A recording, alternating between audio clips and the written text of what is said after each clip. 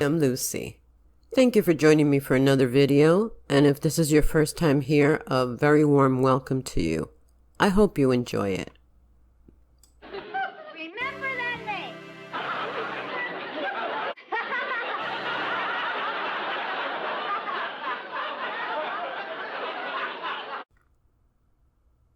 According to an article in WordPress, the following states, according to popular conception, Eskimos must work so hard to survive that they simply cannot manage to support adults who are no longer contributing to the well-being of the group. Thus, legend suggests that when old age strikes, rather than waiting around as they dwindle towards death, the elderly Eskimos were taken to sea and set adrift on a floating iceberg. Alone on their iceberg, the elderly inevitably froze or starved to death, facing their end uncomfortable and alone. Yeah, to say the least. The old to be sent out to sea was understood as a blessing, a way to gracefully exit without becoming a burden and a point of resentment. Letting them go allowed the elderly to be preserved in the minds of the living in an untainted state. Ah, that's very nice of them. They were spared disgraces such as senility and loss of bodily function, and would, in some sense, be granted an opportunity to die without first decaying. This is such an interesting topic for me. When I came across this, I would love to know your thoughts, so please leave your comments below. So, to continue with this article, a little bit more, it says about the reality, because that was just the legend that I just read to you. So according to the reality of this article, it says, first of all, it's important to note that the modern Eskimo culture is very different from Eskimo culture before it was affected by modern Western civilization. Well, I would hope so. We've come a long way, baby. Presently, most modern Eskimos lead a lifestyle that is not unlike any other group living in a rustic small town.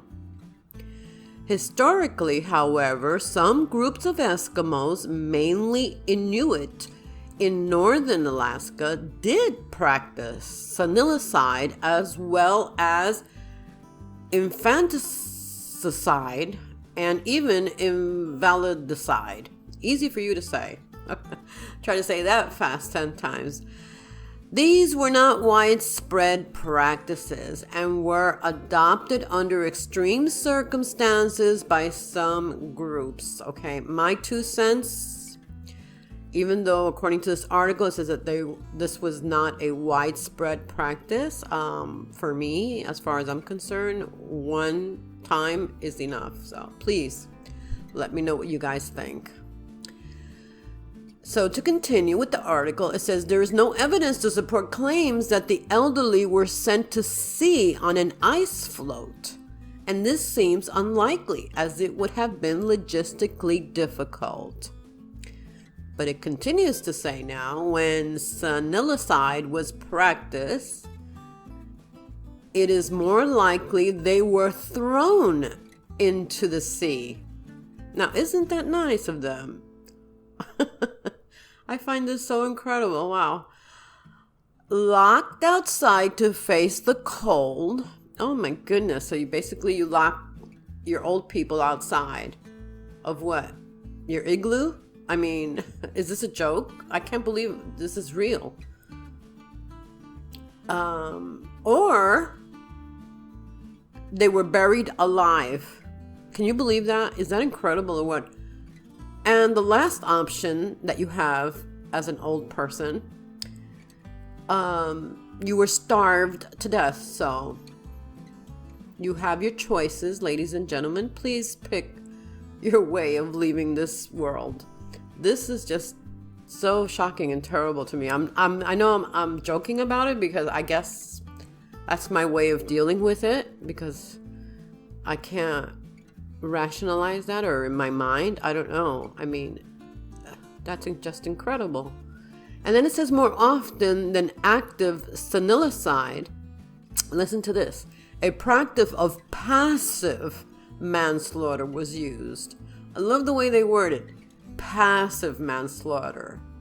Because the opposite, I guess, of passive manslaughter, well, you guys know what that is. So the elderly person would have been taken to the wilderness and abandoned. Okay, thank you very much. Yeah, how would you like your family to do this to you? Can you imagine? Just picture this. Imagine your family when you're old or older, and they can't handle you or deal with you anymore, or they've decided that, that's it, that you're not contributing anything to the family anymore. They'll take you out to the wilderness and just abandon you out there. So if you have dementia or Alzheimer's, or you have arthritis and can't keep up or walk, or a wild animal gets to you, I mean, that's it. You're out on your own and you have to fend for yourself. There's no cell phone, I would imagine. You're not given a cell phone, so you're not able to dial 911 for help. No one's going to come out. No, that's basically you're left to figure it out. And if you're not, able to figure it out, that's it. You're doomed. And they know that. And so they just basically, again, I'm going to read that. The elderly would have been taken to the wilderness and abandoned. And the wilderness in Alaska is what? Polar bears, wolves, or the whole village. Listen to this one. This is really nice too. The whole village might just pick up and move during the night as the elderly slept. So again, please, I mean, this is so hard for me to imagine. Imagine you're sleeping in the middle of the night. You think you're safe because you're surrounded by your family, your town, your village, your small community. And they wait for you. They're plotting this as when someone, I guess, decides that you're just not contributing to the family anymore. So they, in secret behind your back, plot.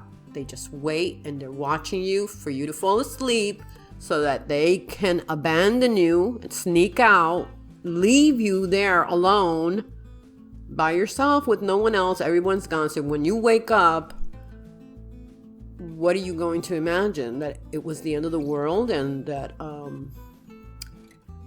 I don't know what you would imagine. I mean, this is just incredible. This allowed the abandoned person to either find their way back to their group. Yeah, good luck with that, right? Thus they had to prove their continued productivity. They were unable to return or pass away, reliving the village of their burden. So you're reliving the village because you become a burden, and this is what they do. So what would you prefer? I mean, this is not a very good choice for me, but let's see what else it says. A little bit more. Far more common than senilicide and abandonment was assisted suicide.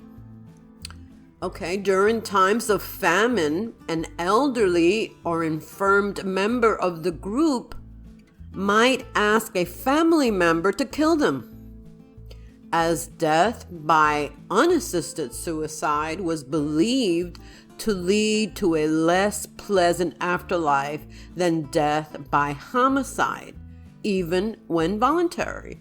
So if I understand this correctly, they would ask a member of their group to kill one of them, to kill the elderly.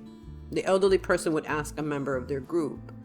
It was preferred, as opposed to them committing suicide because of their beliefs of the afterlife. So in Eskimo culture, the person asked to assist was bound to comply with such request without expressing any misgivings. Okay.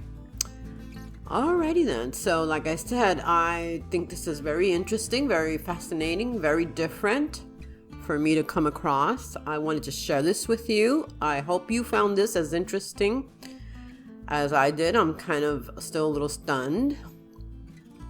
So like I said, please kindly comment, below. Subscribe to my channel if you haven't already, and share with others. Click the notification bell to be alerted of every time I upload a new video. And please come back to see the next video. Thank you so much for stopping by. And bye for now. And be blessed.